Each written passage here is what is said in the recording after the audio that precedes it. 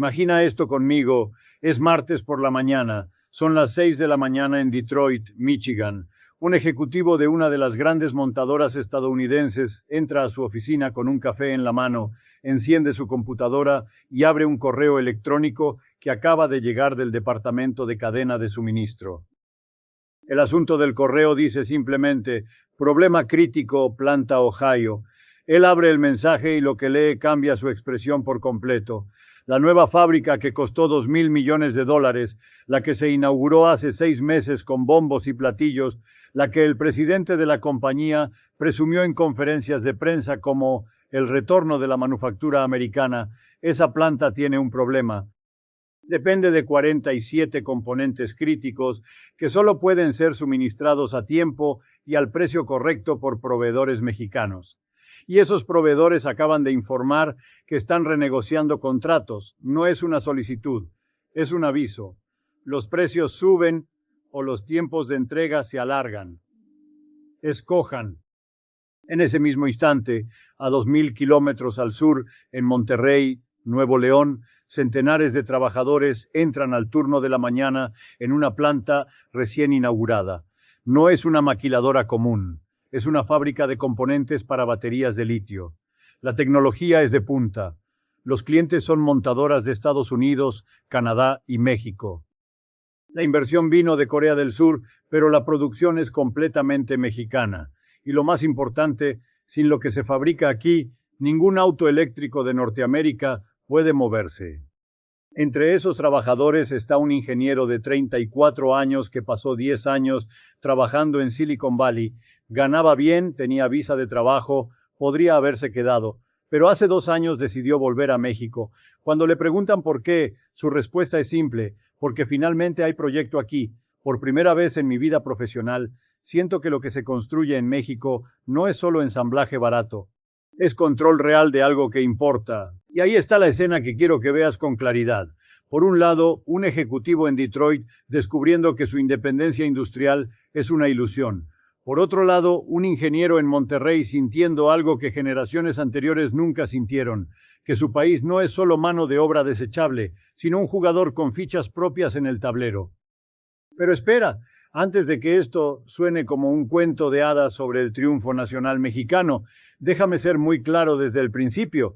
Lo que está ocurriendo no es simple, no es limpio, no es automáticamente bueno para la mayoría de la gente. Lo que está ocurriendo es un golpe industrial. Pero la pregunta que casi nadie está haciendo es la más importante: ¿un golpe para quién?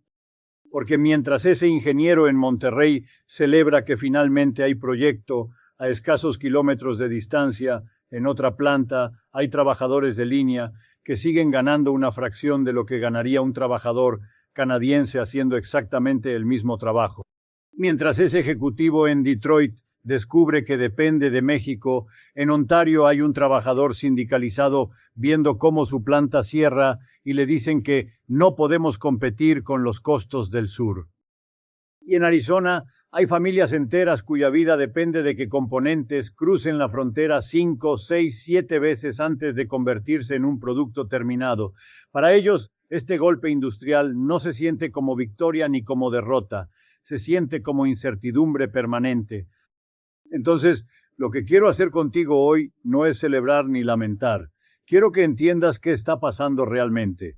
¿Cómo llegamos aquí? ¿Quién gana? ¿Quién pierde? Y sobre todo, ¿quién decide?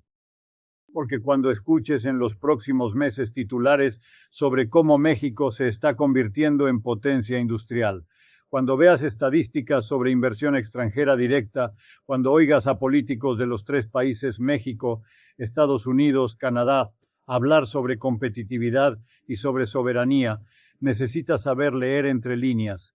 Necesitas preguntarte siempre: ¿qué pasa cuando el país que durante décadas fue tratado como el lugar donde se pagan salarios baratos de repente controla los cuellos de botella de toda una cadena industrial? Eso cambia quién tiene el poder, y ese poder se usa para quién. Esa es la pregunta que vamos a explorar juntos. Ahora bien, para entender cómo México llegó a este punto, necesitamos retroceder en el tiempo, porque nada de esto comenzó ayer. Y nada de esto fue planificado por un genio estratega sentado en un escritorio en Palacio Nacional. Lo que está ocurriendo es el resultado de 3 crisis globales que convergieron de manera casi accidental.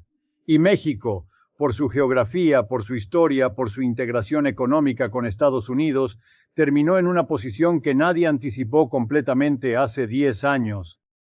Vamos a la primera crisis, la guerra comercial entre Estados Unidos y China.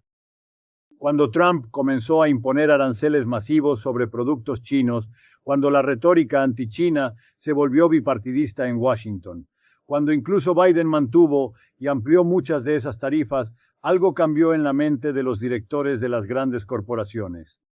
Por décadas, la lógica había sido, produce en China porque es barato, eficiente y escalable. Pero de repente, esa lógica se volvió arriesgada. ¿Qué pasa si mañana el gobierno estadounidense bloquea tus importaciones? ¿Qué pasa si las tensiones geopolíticas cierran rutas comerciales? ¿Qué pasa si una pandemia que nadie vio venir paraliza puertos en Shanghái durante semanas? Esa incertidumbre obligó a repensar, y cuando repensaron, miraron el mapa.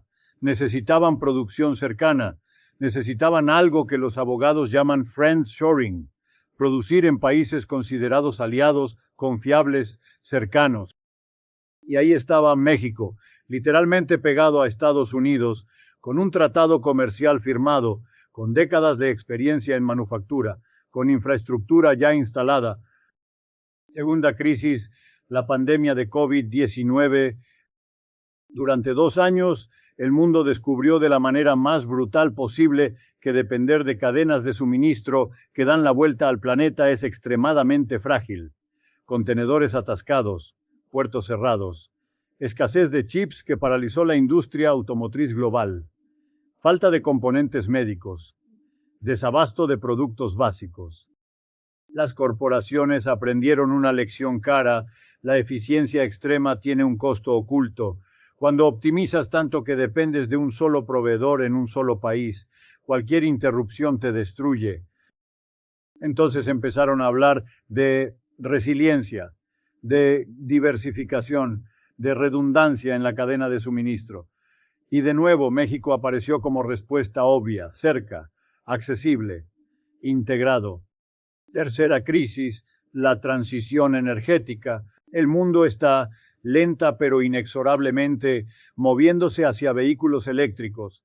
Eso significa baterías, muchas baterías, baterías de litio que pesan cientos de kilos. Y aquí viene un detalle técnico crucial que cambia todo. Una batería de litio para un auto eléctrico no es como un chip de computadora. No puedes fabricarla en Corea del Sur, meterla en un avión y mandarla a Detroit sin costo prohibitivo. Es pesada, es voluminosa, es cara de transportar y además tiene regulaciones ambientales complejas para su envío. Entonces, si vas a vender autos eléctricos en Norteamérica, necesitas producir las baterías en Norteamérica. No hay manera de evitarlo sin que los costos se disparen. ¿Y dónde produces esas baterías? México tiene litio, México tiene mano de obra técnica, México tiene espacio, México tiene incentivos fiscales, México está a horas de camión de las plantas ensambladoras en Estados Unidos. Esas 3 crisis, guerra comercial, pandemia, transición energética, no fueron planeadas por nadie, pero su combinación creó una ventana histórica. Y México, por primera vez en décadas, tiene algo que ofrecer más allá de salarios baratos. Ahora controla cuellos de botella críticos. Déjame explicarte qué significa eso con un ejemplo muy concreto. Hoy, el 40% de todos los arneses eléctricos que se usan en autos fabricados en Norteamérica se producen en México. ¿Qué es un arnés eléctrico? Es el sistema de cables que conecta cada componente electrónico de un vehículo. Luces, sensores, cámaras, pantallas, todo. Sin arnés eléctrico, el auto no funciona. No es una pieza optativa. Es absolutamente crítica y es increíblemente intensiva en mano de obra. Requiere ensamblaje manual, precisión, control de calidad estricto. No se puede automatizar completamente. No se puede fabricar con robots. Durante años, esto se hizo en México porque era barato, Pero con el tiempo algo cambió. Los ingenieros mexicanos se volvieron expertos. Los proveedores mexicanos dominaron los